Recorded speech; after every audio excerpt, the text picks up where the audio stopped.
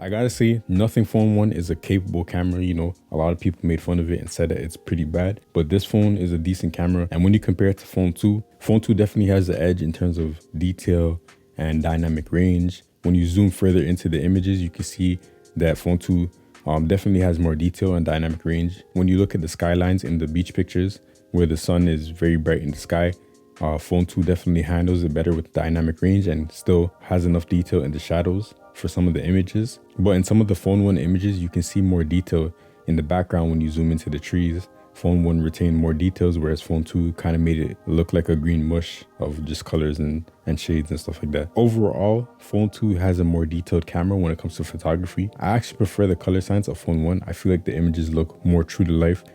Based on what I saw that day at the beach, they're just not overly saturated compared to Phone 2's images. I feel like Phone 2's saturation is just like fully maxed up. It doesn't look real to what I saw. It doesn't look true to life in terms of the colors. And also with Phone 2's images, I've noticed this yellowish greenish hue on the images, and the white balance just seems completely off in some of the images.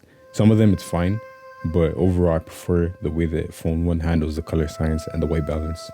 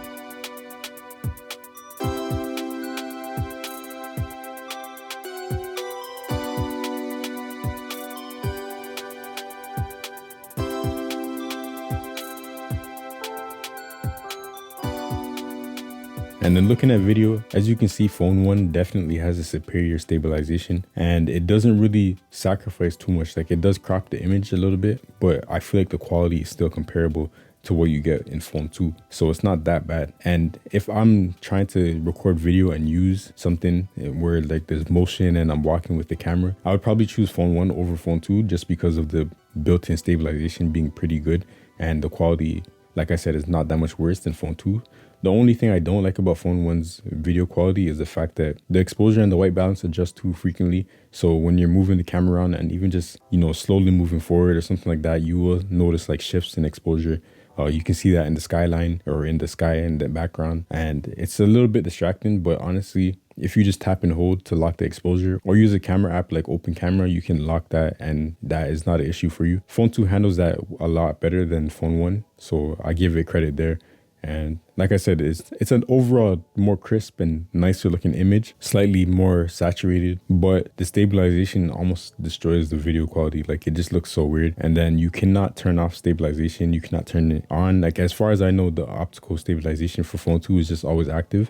And it has this action mode, but to be honest, it doesn't really do anything from my tests. But yeah, a lot of the issues I've experienced with Nothing Phone 2's camera, I think it comes down to the HDR and the AI software, whatever the processing is doing to the images, and hopefully over time nothing can improve it. I feel like phone 1's camera in the beginning was a little bit shaky, but now I feel like it's a solid camera overall, especially for what you're paying, the price range that it launched at, and nowadays what you can buy it for. It's a really good camera, and I think it's even comparable to some of the best out there in certain situations. Obviously with lower lighting, phone 1 is not going to do the best. I think it's still respectable. And yeah, let me know in the comments below what you thought, and also if I should do more of these tests. I do not have my phone 2 anymore, so I cannot test that, but I can continue testing phone 1's camera against some other phones, and just in general, I can make more videos on phone 1's camera and how it has evolved and stuff like that. So let me know in the comments below what kind of videos you want to see surrounding Nothing Phone 1, maybe even Nothing Phone 2, and just other phones out there. But we out. Peace.